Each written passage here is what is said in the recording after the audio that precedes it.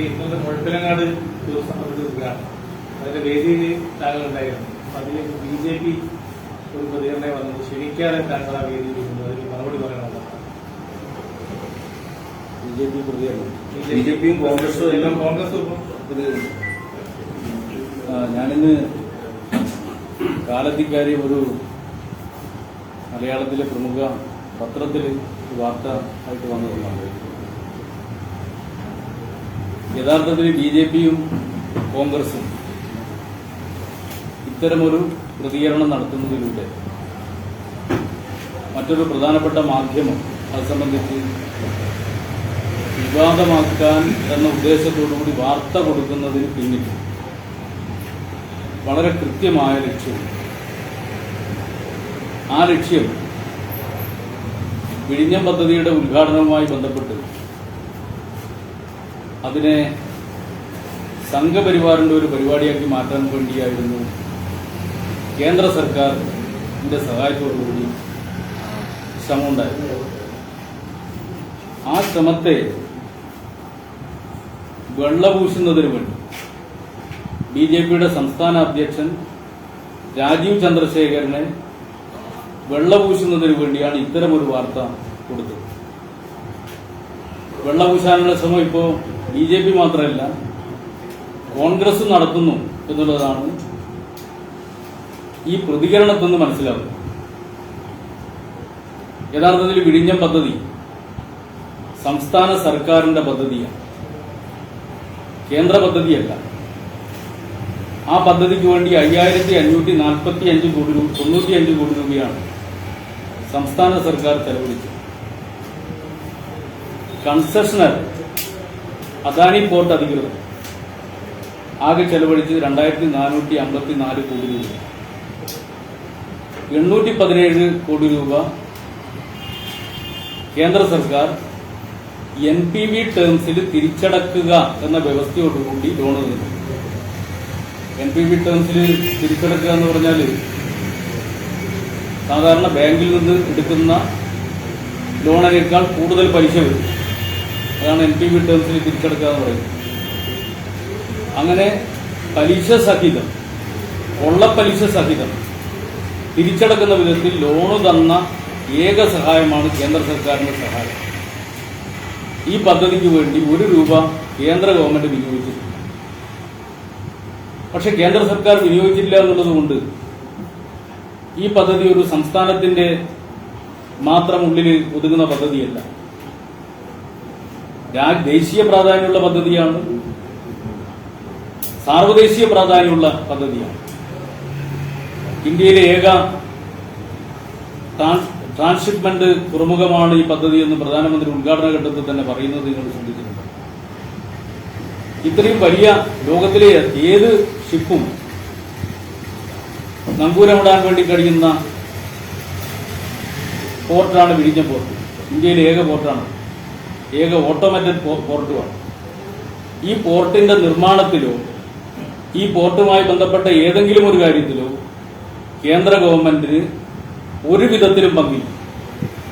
പക്ഷേ സംസ്ഥാന സർക്കാർ ഇക്കാര്യത്തിൽ വിശാലമായ സമീപനം സ്വീകരിച്ചു. കാരണം ഇതൊരു സംസ്ഥാന സർക്കാരിന്റെ പദ്ധതിയാണെങ്കിൽ പോലും അതിന് വലിയ ദേശീയ പ്രാധാന്യം.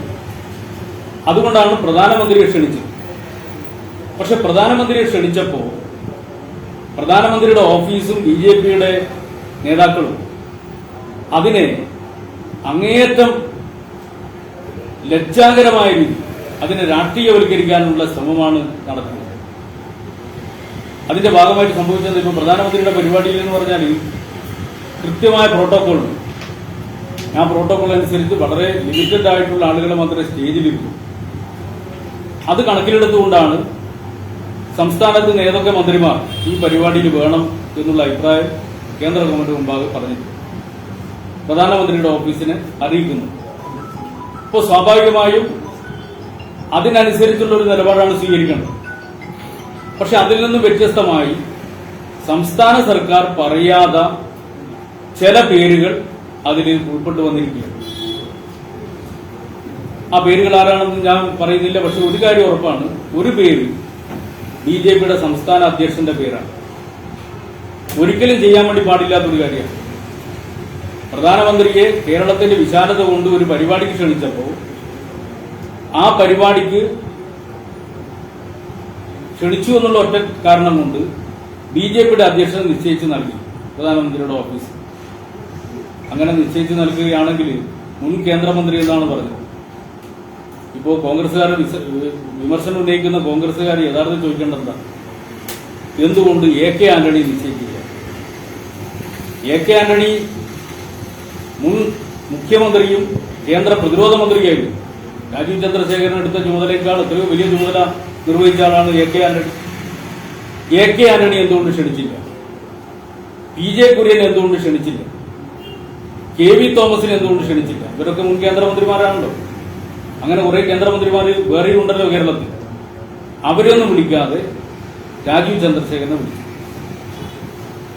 നമ്മൾ മനസ്സിലാക്കേണ്ടത് ആ പരിപാടിയിൽ നമ്മുടെ സംസ്ഥാന ധനമന്ത്രി മുതൽ ഒരു ഡസൻ സംസ്ഥാന മന്ത്രിമാര് സദസ്സിലിരിക്കുകയാണ്.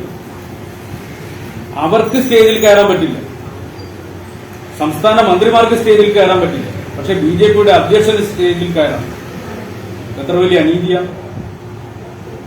അപ്പൊ ഇങ്ങനെ ഒരു സംഭവം നടത്തിയിട്ട് അതിനെ രാഷ്ട്രീയവൽക്കരിച്ച് സ്റ്റേജിൽ കയറുക മാത്രമല്ല, അദ്ദേഹം ചെയ്ത പണിയെന്താ? BJPക്കാര് സദസ്സെന്ന് മുദ്രാവാക്യം വിളിക്കുമ്പോൾ ആ മുദ്രാവാക്യം ഏറ്റുവിളിക്കുക. അപമാനകരമായ ഒരു സ്ഥിതിയിലുണ്ടായി. ആ അപമാനകരമായ സ്ഥിതിയിൽ BJP നാണം കെട്ട് നിൽക്കുകയാണ്. അങ്ങനെ നാണം കെട്ട് നിൽക്കുന്ന BJP വെള്ളം പൂശാൻ വേണ്ടിയല്ലേ ഇങ്ങനെ ഒരു പ്രചരണം നടത്തുന്നത്? അതിനുവേണ്ടിയല്ലേ കോൺഗ്രസും BJP സംയുക്തമായി ഇങ്ങനെ ഒരു പ്രശ്നം ഉന്നയിച്ചത്? ഇപ്പൊ മുഖ്യമന്ത്രിയോ മന്ത്രിമാരോ പങ്കെടുക്കുന്ന പരിപാടി, ആ പരിപാടികളിൽ രാഷ്ട്രീയ പാർട്ടിയുടെ പ്രവർത്തകരെ ക്ഷണിക്കാറില്ല. ഇപ്പൊ മുഴപ്പിലങ്ങാട് നടത്തിയ പരിപാടിയിലും രാഷ്ട്രീയ പാർട്ടിയുടെ പ്രവർത്തകരില്ലേ? രാഷ്ട്രീയ നേതാക്കളെയോ പ്രവർത്തകരെയോ പുറന്തള്ളിക്കൊണ്ടുള്ള പരിപാടിയല്ലല്ലോ അവിടെ നടത്തിയത്. അവിടെ മുസ്ലിം ലീഗും കോൺഗ്രസും ബഹിഷ്കരിച്ച പരിപാടി, അവർ വന്നില്ല.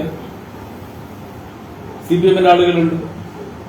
അപ്പൊ രാഷ്ട്രീയ പാർട്ടി പ്രവർത്തകരെ, മുൻ MLAമാർ, മുൻ MP മാർ ഇത്തരത്തിലുള്ള പരിപാടികളിൽ പങ്കെടുക്കുമ്പോൾ അവരെ വേദിയിൽ ഇരുത്താറുണ്ട്. ഇത് പുതിയ കാര്യമല്ല. നിങ്ങൾ നിങ്ങളുടെ തന്നെ മുൻകാല വീഡിയോ ദൃശ്യങ്ങളൊന്ന് പരിശോധിക്കുക. അത് LDF ഭരിക്കുന്ന സമയത്തുള്ള ദൃശ്യങ്ങൾ കേരളത്തിലുടനീളം നിങ്ങൾ പരിശോധിച്ചു. UDF ഭരിക്കുന്ന സമയത്ത് ഇത് ബന്ധപ്പെട്ട മന്ത്രിയുടെയോ മുഖ്യമന്ത്രിയുടെയോ കൂടെ വന്നിട്ടുള്ള മുൻ MP മാരോ മുൻ MLAമാരോ മുഖ്യമന്ത്രിയോടൊപ്പം വേദി പങ്കിടാറുണ്ടായിരുന്നോ? ആർക്കും അവിടെ വിലക്ക് ഏർപ്പെടുത്തിയിട്ടില്ലല്ലോ. വിഴിഞ്ഞത്ത് ചെയ്തെന്താ? സംസ്ഥാന മന്ത്രിമാർക്ക് വിലക്ക്. സംസ്ഥാനത്തെ ഇപ്പൊ മുൻ ജനപ്രതിനിധികളാണെങ്കിൽ രാഷ്ട്രീയ പാർട്ടി നേതാക്കളുടെ സംസ്ഥാന അധ്യക്ഷന്മാരെ വിളിക്കുന്നു. അങ്ങനെയാണെങ്കിൽ MP ഗോവിന്ദൻ മാസ്റ്റർ മുൻ സംസ്ഥാന മന്ത്രിയല്ലേ, അദ്ദേഹത്തെ വിളിക്കണ്ടേ? K സുധാകരൻ നിലവിൽ MP അല്ലേ, അദ്ദേഹത്തെ വിളിക്കണ്ടേ? അപ്പൊ അവരെ ആരെയും വിളിക്കാതെ BJPയുടെ അധ്യക്ഷനെ കൃത്യമായിട്ട് സ്റ്റേജിൽ കൊണ്ടുപോയി ഇരുത്തിയിട്ടോ ആ പദ്ധതിക്ക് ₹1 ചെലവഴിക്കാത്ത ഒരു സർക്കാർ തങ്ങളുടെ പദ്ധതിയാണ്, പരസ്യത്തിലൂടെയും മറ്റു രീതിയിലും തങ്ങളുടെ പദ്ധതിയാണ് എന്ന് സ്ഥാപിക്കാൻ ശ്രമിക്കുക. അതിനെ തുറന്നു കാണിക്കുന്നതിന് വേണ്ടി ഇവിടെ നടന്നിട്ടുള്ള വിമർശനങ്ങളെ ഇതുമായി ബന്ധപ്പെടുത്തിക്കൊണ്ട് പ്രചരിപ്പിക്കുന്നതിന്റെ പിന്നിലുള്ള ലക്ഷ്യം മറ്റൊന്നുമല്ല. ആ ലജ്ജാകരമായ നീക്കത്തെ വെള്ളപൂശുന്നതിന് വേണ്ടിയാണ് സംയുക്തമായി BJP ചെയ്യുന്നത് മനസ്സിലാക്കുക. അതിന്റെ കൂടെ കോൺഗ്രസും ചേരുന്നതാണ് മനസ്സിലാക്കാൻ വേണ്ടി കഴിയാത്തത്. അപമാനകരമായ ഒരു സ്ഥിതിയായി പോയി കോൺഗ്രസിനെ സംബന്ധിച്ചിടത്തോളം.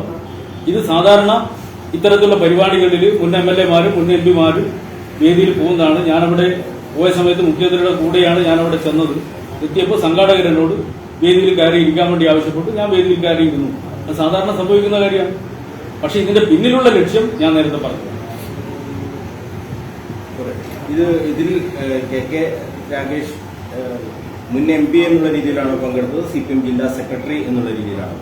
സ്വാഭാവികമായിട്ട് മുൻ MP എന്നുള്ള നിലയിലാണല്ലോ. ഞാൻ ഒരു മുൻ MP ആണല്ലോ. മുൻ MP എന്നുള്ള നിലയിൽ എന്നോട് സ്റ്റേജ് വേദിയിൽ ഇരിക്കാൻ വേണ്ടി ആവശ്യപ്പെട്ട് ഞാൻ കയറിയിരുന്നു.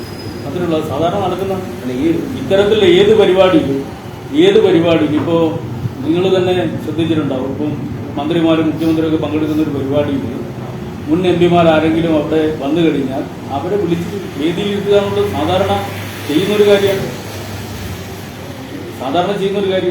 അല്ല, ഇതിൽ ഒരു വിമർശനമായി പറയുന്നത് ആ നോട്ടീസിൽ പേരുണ്ടായിരുന്നില്ല എന്നുള്ളതാണ്. നോട്ടീസിൽ ഇല്ലാത്തതുകൊണ്ട് നോട്ടീസിൽ പേരുള്ളവർ മാത്രമേ അവിടെ കയറാൻ വേണ്ടി പാടുള്ളൂ നിർബന്ധമില്ലല്ലോ. അവിടെ സംഘാടകർ എന്നോട് അവിടെ വേദിയിൽ ഇരിക്കാൻ വേണ്ടി പറയുകയാണ്. അതല്ലേ ക്ഷണം. സംഘാടകർ വേദിയിൽ ഇരിക്കാൻ പറയുന്നത് വേദിയിലിരിക്കുന്നു.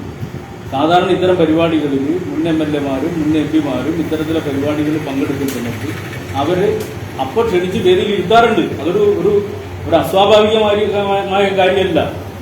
എന്നാൽ പ്രധാനമന്ത്രിയുടെ പരിപാടി അങ്ങനെയല്ല. പ്രധാനമന്ത്രിയുടെ പരിപാടി എന്ന് പറയുന്നത് കൃത്യമായി പ്രോട്ടോകോൾ വെച്ച് മിനിറ്റ് പ്രോഗ്രാം തയ്യാറാക്കി അതിൽ ആരൊക്കെ പങ്കെടുക്കണമെന്ന് തീരുമാനിച്ച പരിപാടിയാണ് പ്രധാനമന്ത്രിയുടെ പരിപാടി.